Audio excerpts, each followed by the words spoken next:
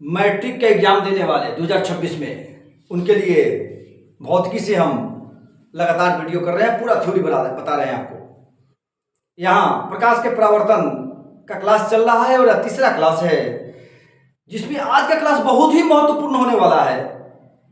काहे महत्वपूर्ण होने वाला है यह बाद में बताएंगे हम, लेकिन आज का जो क्लास है, अभी का जो क्लास है, जिस क्लास में हम अभी हैं, यह बहुत ही महत्वपूर्ण होने वाला है। यहाँ पे हम देखेंगे प्रकाश का परावर्तन क्या है।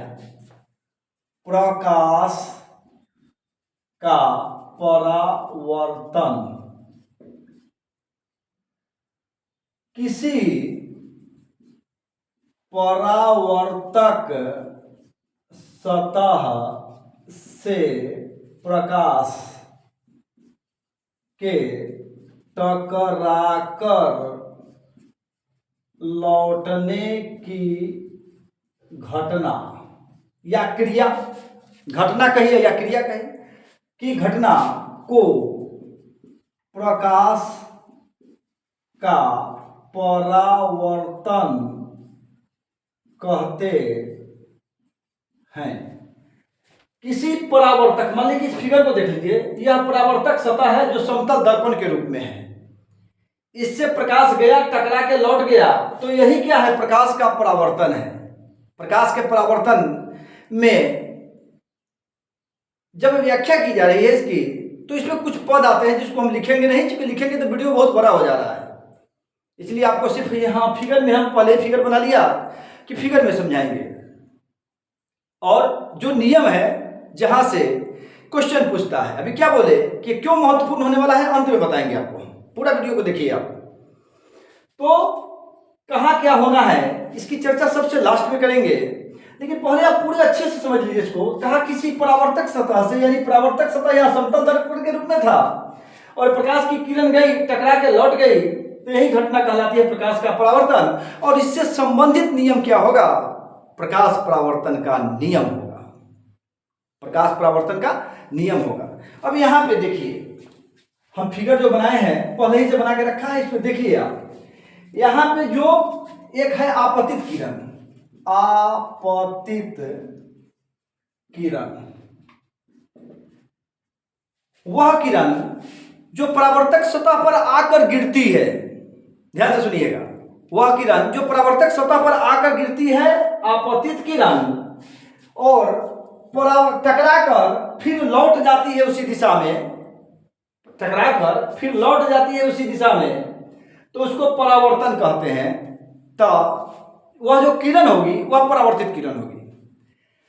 परावर्तक सतह पर आकर गिरने वाली किरण आपतित किरण, टकराकर लौटने वाली किरण परावर्तित किरण, और परावर्तक सतह पर जो एक डंडा खड़ा कर देंगे अविलंब, यह अविलंब है आपका। अब क्या कहा, तो आपतित किरण और अविलंब के बीच का कोण आपतन कोण कहलाएगा। यहां देख लीजिए आप, आपतित किरण और अविलंब के बीच का कोण आपतन कोण कहलाएगा। परावर्तित किरण और अविलंब के बीच का कोण परावर्तन कोण कहलाएगा। आपतन कोण को I से और परावर्तन कोण को R से सूचित करते हैं। आपतन कोण को I से और परावर्तन कोण को R से सूचित करते हैं। और यहाँ इस समतल दर्पण है जिसको रंगे हुए हैं, पीछे से कलई किए हुए हैं, यहाँ पे ON अविलंब है। तो प्रकाश परावर्तन का नियम क्या हो जाएगा, देखिए, प्रकाश परावर्तन का नियम, प्रकाश परावर्तन का नियम दो है। कै गो नियम है, दो गो नियम है। प्रकाश परावर्तन का कितना नियम है, दो नियम है। पहला नियम क्या है, कहा आपतित किरण परावर्तित किरण और आपतन बिंदु पर खींचा गया